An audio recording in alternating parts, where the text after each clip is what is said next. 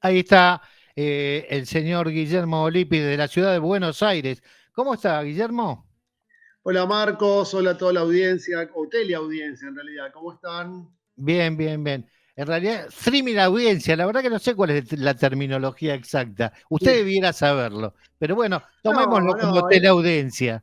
el sistema de streaming es bastante novedoso, así que, no sé, para mí es teleaudiencia, porque puede escucharse o Perfecto. ver, ¿no? Ahí está, ahí está. Teleaudiencia y pueden vernos cuando quieran durante toda la semana en Radio Naria. Así es, así Bueno, es. Guille, yo ya que está, le pregunto a usted también, ¿qué sensación tuvo usted del 7 de octubre del 2023? Bueno, es parte de la historia del programa del día. La semana conversábamos, Marcos, sobre este tema y la preocupación de cómo encararlo con responsabilidad, con algún criterio que nos ayude a seguir pensando el tema. Y yo te decía que quería contar la experiencia de qué es lo que pasaba desde adentro de las redacciones, porque es algo que en general no se conoce. Perfecto. Eh, Fue particular porque esto ocurrió un sábado, particular porque ocurrió durante la madrugada en horario argentino, con lo cual la verdad que las redacciones en general estaban desguarnecidas. Los sábados a la mañana son como los domingos, salvo los momentos de fútbol. Si no hay algún acto político en particular por alguna campaña, son días muy tranquilos en las redacciones, donde la dotación profesional es menor, eh, y uno está, la verdad, que yendo más a despabilarse lentamente que el sacudón que te puede provocar una noticia como lo que ocurrió el 7 de octubre, a tantos kilómetros de distancia y recién empezando la jornada de trabajo en muchos casos. Eso fue lo que pasó en general en todas las redacciones. Por lo menos en un área donde la diferencia horaria era de 5 o 6 horas, creo que nos agarró a todos desguarnecidos.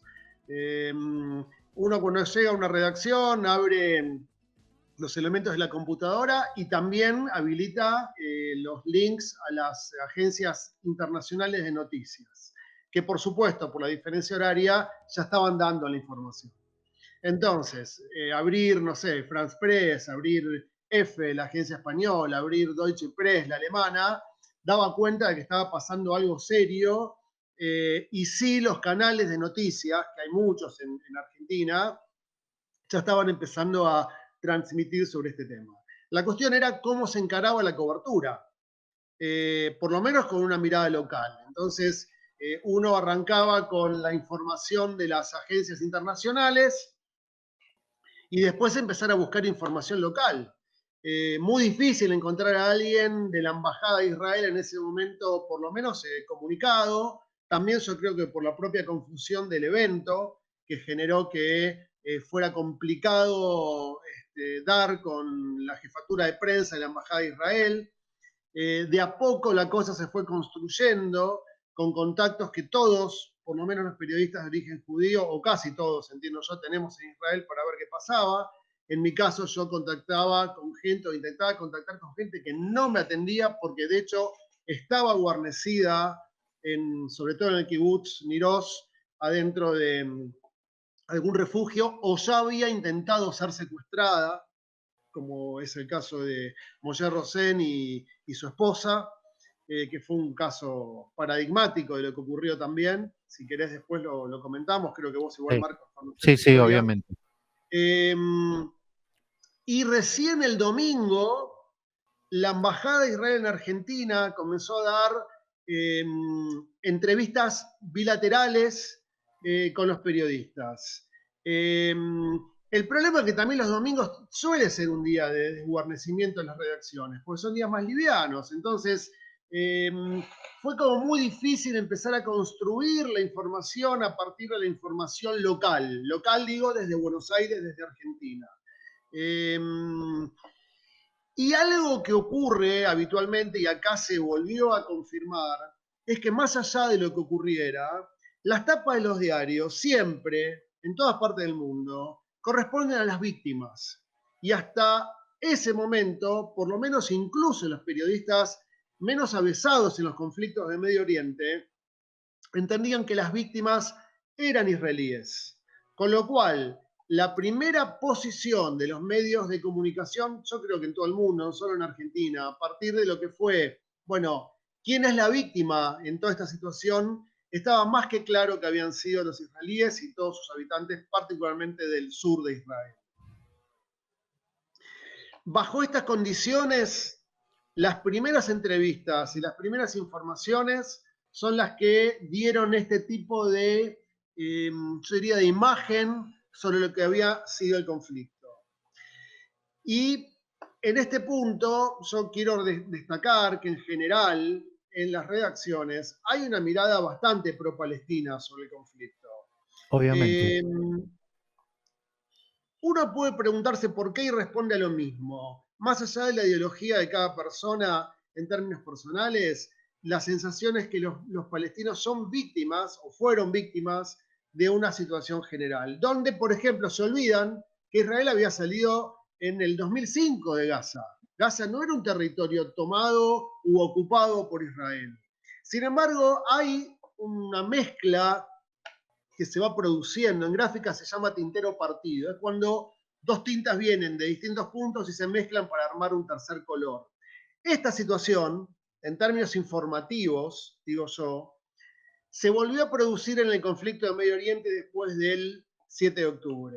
Después de varios días después del 7 de octubre, parecía que los palestinos volvían a ser víctimas del conflicto a partir de los ataques israelíes sobre la zona en principio de Gaza. Olvidando en muchos casos que fueron los palestinos o el Hamas, en todo caso, desde Gaza, quienes invadieron territorio soberano israelí. Es muy difícil, y acá lo puedo decir, hacer asbará, tratar de comprender, tratar de esclarecer, cuando básicamente la campaña de esclarecimiento israelí no apunta hacia el lugar donde esto sea un punto de interés para esa propia asbará israelí. ¿Y cómo lo podría definir eso? ¿Cuál pensás Mira, vos que sería el punto de interés del esclarecimiento por parte de Israel? ¿En qué se yo falla? creo, bueno, esto no es de ahora ni es de este conflicto. Digo, me parece que hay un tema al cual Israel hace caso omiso desde su campaña de prensa, su trabajo de prensa, su esclarecimiento, donde en muchos casos les es difícil acceder a lugares donde tienen los mayores puntos álgidos de crítica sobre la política en relación a los territorios. Israel rompió lanza, quiere decir, no tiene vasos comunicantes con sectores que pueden ser progresistas, con sectores incluso antisemitas, permítame plantearlo en estos términos, sectores de izquierda que no entienden que hay un movimiento kibutziano que es el único que prosperó dentro de espacios democráticos como una izquierda que pudo poner en práctica real el marxismo, por ejemplo. No puede entender que hay grupos pacifistas israelíes que buscan la paz con los palestinos, que creen la creación de un Estado palestino como vaso comunicante. O sea, han roto casi todos los lazos como para generar procesos de diálogo con aquellas personas o grupos que no están a favor de la posición israelí sobre la base de los territorios ocupados, liberados, en disputa, llamémoslo como cada uno quiera, no voy a entrar a discutir eso ahora, pero ha roto esos lazos como para generar espacios de diálogo, para esclarecer que puede haber otra forma de entender el conflicto.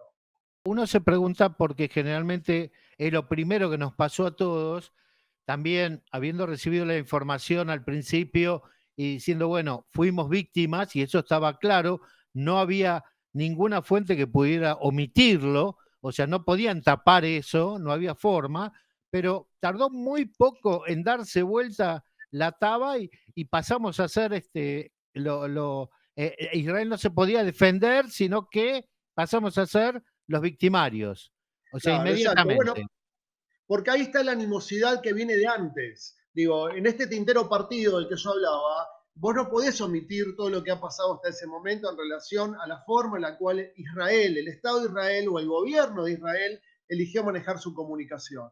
Digo, hace mucho abandonó la posibilidad de diálogo con grupos de izquierda que lo van a putear, le van a seguir insistiendo en eso, van a seguir hablando mal, pero yo creo que lo que no se puede hacer es cortar todos los puentes de diálogo. Uno, aunque sea uno, debería haber existido y debería existir como para insistir con esa gente de otra manera. Esto por un lado. Y lo que sí hace bien Israel, por lo menos ocurre aquí en Argentina y entiendo que en otras partes también, es en general siempre a fin de año, de calendario gregoriano me refiero, enviar a una cantidad de periodistas, incluso la particularidad es que deberían ser no judíos, y eso en general ocurre, como para poder ver qué es Israel, cómo conviven árabes israelíes con israelíes judíos. Hay algunas cosas que no se han cortado, digamos, pero básicamente yo creo que hay un ámbito de antisemitismo por un lado, un ámbito de falta de cuidado de algunos aspectos de este tipo de comunicación que hacen, y por otro lado, obviamente, un antisemitismo acérrimo, desde otro lado, donde no importa lo que se diga, también esto hay que entenderlo y entenderlo en términos de saber que existe, digo, porque son esas poblaciones a las que nunca vamos a poder acceder para cambiar su punto de vista, para poder generar otras cosas. Ahora, hay movimientos pacifistas en Israel. Existen. Todos los conocemos. Desde Shalom Akshab, desde la Fundación Arik por la Paz, hacia la Sulja, lo que fue el proyecto de coexistencia pacífica en Kibutzim del norte. O sea, hay movimientos, hay gente que generó actividades, acciones, recursos que no tiene interlocutores, por lo menos públicos del lado palestino. Y cuando yo pregunto por qué ocurre eso, en general lo que suelen decir es porque los palestinos pacifistas tienen temor a las represalias incluso ante su vida o la de sus familias. Entonces también es muy difícil generar esos espacios, pero creo que hay que seguir intentándolos. Bueno, yo creo que se han hecho muchos intentos, no es ahora el día este quizás el indicado para señalarlos, porque Seguro, obviamente muchos seguro, han seguro. sido vanos. Yo recuerdo simplemente cuando Shimon Peres, que tiene una fundación, hizo un partido de fútbol entre chicos árabes israelíes, palestinos Sí. israelíes, un partido a beneficio de nadie, simplemente para lograr la comunicación, que fue una cosa excelente y que se llevaron todos bien, pero se preguntaban, algunos periodistas incluso se preguntaban, ¿por qué ese mismo partido no se puede hacer la vuelta? O sea, ¿por qué no se puede hacer la vuelta Claro, en los en territorios Palestina. palestinos? Entonces, estaba claro que no. Eh, el punto que vos tocás en cuanto a que los palestinos no pueden manifestarse, no pueden, y que los contactos en realidad son poco fluidos, porque justamente el temor es lo que prima. Creo que después de esta guerra puede llegar de alguna forma a modificarse. Quizás. Yo entiendo que nosotros queremos como premisa fundamental que se pueda separar jamás del pueblo palestino, que la gente entienda que jamás, que es quien llevó a cabo este desastre, esta matanza, este horror, no es la masa del pueblo palestino, que son 2 millones de personas. O sea, es verdad que hay, y habrá, por supuesto que habrá, palestinos que adhieran a Hamas, eh, tienen todo su derecho, digamos, pero a lo que voy es que no es la mayoría del pueblo palestino quien está en este momento a favor de este desastre que ha pasado, ni mucho menos. Pero el temor, la falta de libertad, viven bajo una dictadura que estaba en manos de Hamas hasta ahora, por lo menos. Entonces es imposible, al igual que Irán, que a pesar de todo empieza a tener una oposición al gobierno, empieza a salir una oposición al gobierno, y lo mismo pasa en el Líbano, donde el Estado libanés es una cosa y el Estado y lo que mantiene Hezbollah bajo su mando con Fuerzas Armadas es otra. O sea, si logramos transmitir que esta diferencia, si logramos establecer y ayudar a establecer esta diferencia, el pueblo palestino no es jamás, ni jamás defiende los intereses del pueblo palestino, ni Hezbollah es el pueblo libanés, ni defiende los intereses del pueblo libanés. Mirá, yo quiero plantear, si me permitís, Marcos, dos cositas cortas más, porque creo que pueden Sí, ser como punto de lanza para los próximos compañeros que van a venir ahora.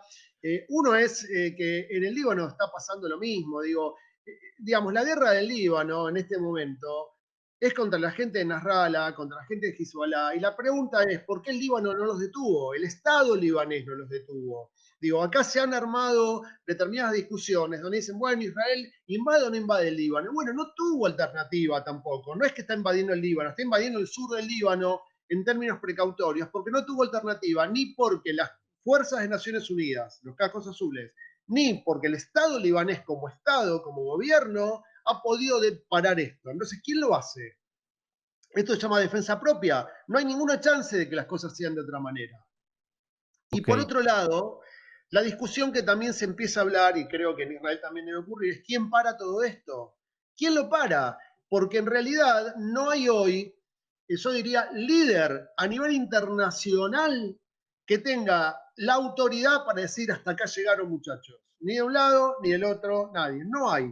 Y yo ahí largo una pregunta que la vengo haciendo hace mucho y con cierta dificultad, más que de comprensión, de interés de la gente, que yo me pregunto, bueno, ¿cuál es el valor de los premios Nobel de la Paz? ¿Dónde están en este momento? ¿Por qué no se paran en la frontera con el Líbano, o en la frontera en Gaza, o en la línea verde y dicen, de acá no nos movemos los 4 o 5 tipos que estén con vida, el Papa, no nos movemos hasta acá no se produzca un proceso de paz? ¿Quién para este conflicto?